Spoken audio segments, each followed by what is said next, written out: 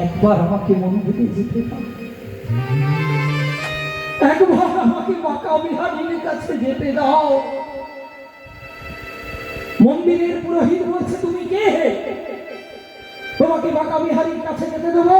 আমাদের বাঁকা বিহারী এখনো শয়নে আছে, এখনো বাঁকা বিহারীকে দেখা যাবে না।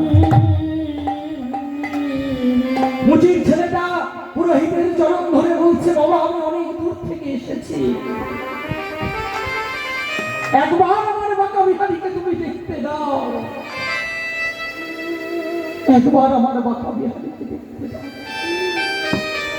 আমার বাঁকা বিহারী সারাদিন ধেই ধেই করে ধেনু চড়িয়ে বেড়ায়, না জানি তার চরণে কত ব্যথা লাগে।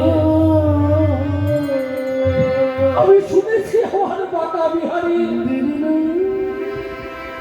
মাথায় চূড়া গলে পিতবাস, কোমরে ধুতি, চরণে সোনার নুপুর সবই আছে, কিন্তু আমার বাঁকা বিহারীর চরণে একজোড়া জুতো নেই। এই যে আমি বাঁকা বিহারীর জন্য জুতো এনেছি, তুমি একবার আমাকে যেতে দাও। বললাম তো এখন বাঁকা বিহারীর কাছে যাওয়া যাবে না, বাঁকা বিহারী এখন শয়নে আছে, তুমি ফিরে যাও। এক লাথি মেরেছে মুচির ছেলের গায়ে। মুচির ছেলে মন্দিরের সিঁড়ি থেকে দূরে পড়ে গিয়ে বাঁকা বিহারীকে কাতর হয়ে ডাকতে লাগলো, প্রভু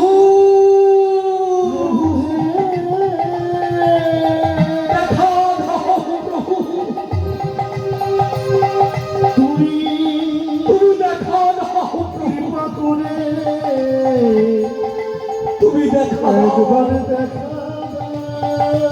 দেখা দাও,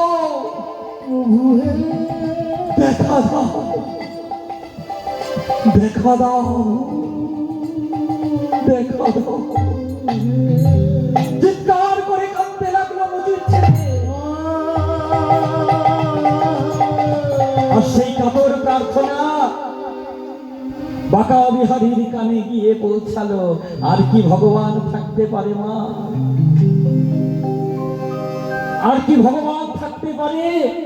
ভগবান সঙ্গে সঙ্গে মন্দির থেকে বেরিয়ে এলেন। মন্দির থেকে বেরিয়ে এসে সেই মুচির ছেলের কাছে একটি ছোট্ট বালকের রূপ ধরে গিয়ে বলছে, তুমি কে হে?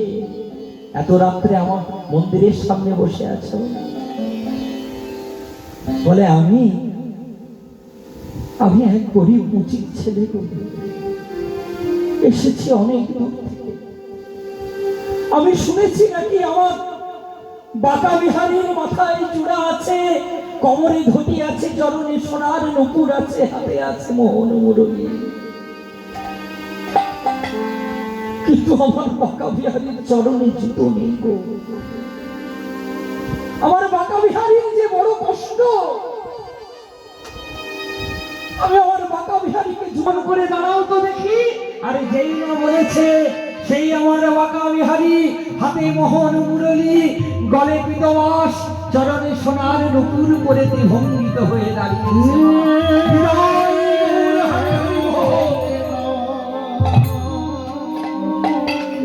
তেমনি করে দাঁড়িয়েছে আমার বাঁকা বিহারী। বাঁকা বিহারী দাঁড়িয়েছে,